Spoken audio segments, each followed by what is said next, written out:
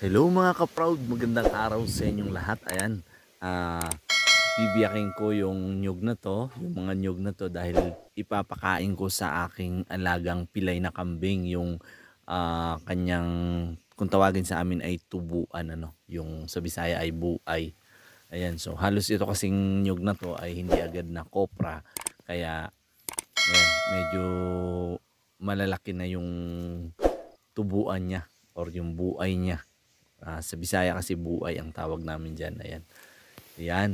So, yan.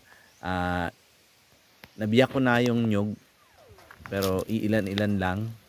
At yan ay ilalagay natin sa palanggana. Tapos, ibibigay natin sa aking alagang pilay na kambing. So, yung aking pilay na kambing kasi naaawa ako dahil hindi siya nakakalabas at hindi siya nakakababa ng kanyang goat house.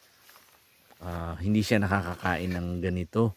So yung ibang mga kambing na alaga ko, yung mga alpas, eh talagang nakakakain sila kasi pagkatapos kong magbiyak ay kinakain ka agad ng mga alpas na kambing. Ayan. So medyo marami-rami ito. Kaya bibigay ko to sa aking pilay na alagang kambing.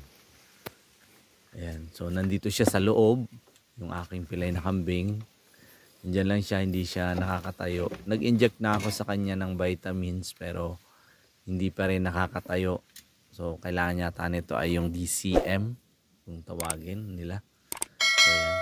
So naaawa ako sa kanya, ayaw kong ipakatay kasi parang hindi ko kayang hindi ko kayang makitang kinakatay yung aking alagang kambing kapag ganyan. Lalo na yung ganito na may kapansanan.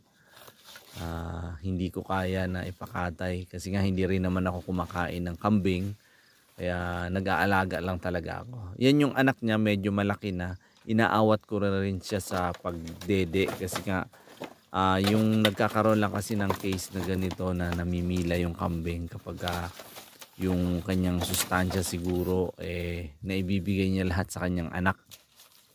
So yan, actually dalawa tong namilay na kambing, na alaga kong kambing, pero yung isa ay nakatayo. Ang ginamot ko lang doon or ang binigay ko lang ay tiki-tiki tsaka asin, pinagsama ko siya sa tubig.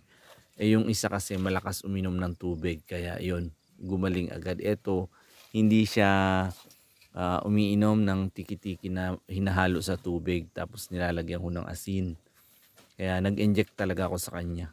So yan. So, araw-araw binibigyan ko lang siya ng pagkain. Naawa ako sa kanya kasi kapag bumababa ako ng bayan, walang nagbibigay sa kanya ng pagkain. So, minsan hapon na ako nakakauwi. Kaya sa hapon na siya nakakakain. Pero minsan naman nag-iiwan talaga ako ng maraming pagkain dyan. Tapos kinakain niya na lang yung mga nandiyan kahit medyo madumi na.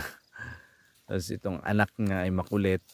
Laging nakasunod sa akin kapag nakikita ako kasi dati binubuhat ko tong nanay, dinadala ko sa damuhan, tapos yung anak na iiwan, hinahanap niya yung nanay niya, tapos sinusundan lang ako nitong batang kambing na to, nung anak niya kung nasan siya. So hanggang dito na lang, maraming salamat, hanggang sa muli, God bless.